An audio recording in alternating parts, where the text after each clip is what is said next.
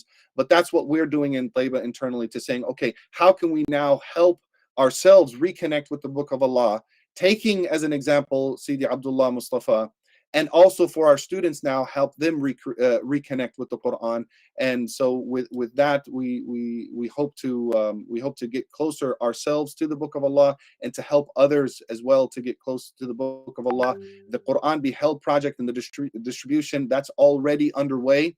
As I said, the Quran Beheld, they already have 500 donors who have sponsored their copies of the Quran. Taiba is going to facilitate those going into the prison. We've already sent out about 2,000 letters to Muslims in the prison to say who can receive them, because there's sometimes book limitations, there's sometimes people move around, and so we're gathering the list of sending out those initial copies, as well as the matched copies of that one anonymous donor who's going to continue as a sadaqah jariyah on his behalf, match every single purchase that is purchased for the prisoners. He will match another one. So all of those donors he's going to match. So it's a wonderful way of spreading the Book of Allah.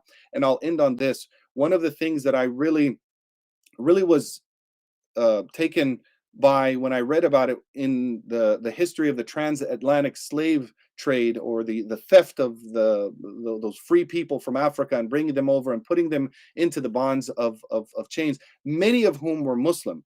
And they said, you know, the conditions in the ships were so filthy and cramped and tight and just horrendous, and people dying and bodies being thrown over the ships, sharks following the ships because they knew that there was food to be, that all the time there's bodies going out, people ripped from their families, ripped from their clothes, ripped from their dignity. You can imagine the despair that people must have felt in the bellies of those slave ships.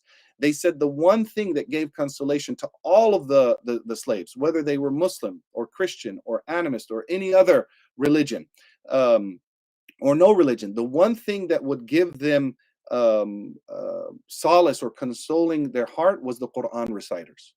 That these men and women who had memorized the Quran, that when everything else was ripped from them, they could still recite the Quran from their heart. And in the bellies of those ships, in the darkness of the ocean and the darkness of the night, the sound of the Quran reciters was able to bring some level of consolation and peace to the prisoners and the slaves in those ships. And so I always think about that when I think about the prisons in the United States and other places as well, that the Quran can bring solace in that same way to the Muslims, and also to everybody who's in the dungeons of those in those conditions. One of our students, he signed his name Al-Ardal. And I've never heard that, you know, like he had his name and then he put Al-Ardal. And so I wrote to him and I said, why did you put Al-Ardal? What does that mean? And he gave me the Quranic reference. And I looked it up, and it's the story of Nuh alayhi salam, when he's calling his people, and his people are saying, why should we follow you? وَاتَّبَعَكَ الْأَرْذَلُونَ. And only the lowest of the people are following you. That's who you have to show. And so this brother in prison, he took on that name. He said, I'm al-ardal because that's who I am in prison. I'm one of those lowly people.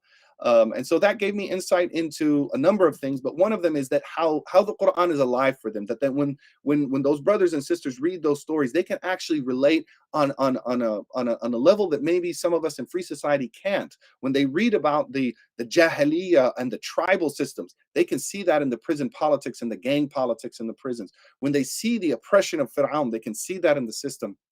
So there is something very unique about their experience with the Quran, and we ask Allah subhanahu wa ta'ala to make us from amongst the people of the Quran, from amongst the people of the Ahlul Quran, and to be able to facilitate the Quran to the brothers and sisters who are incarcerated and formerly incarcerated. We thank everybody for joining us. Thank you so much for all of the panelists for sharing, and we look forward to this project continuing and being a sadaqah jariyah, being an ongoing charity in the name of Abdullah Mustafa rahimahullah, to bring Qur'ans and Quranic resources to the incarcerated Muslims in the United States. Jazakumullahu khair. Wassalamu alaikum wa rahmatullah.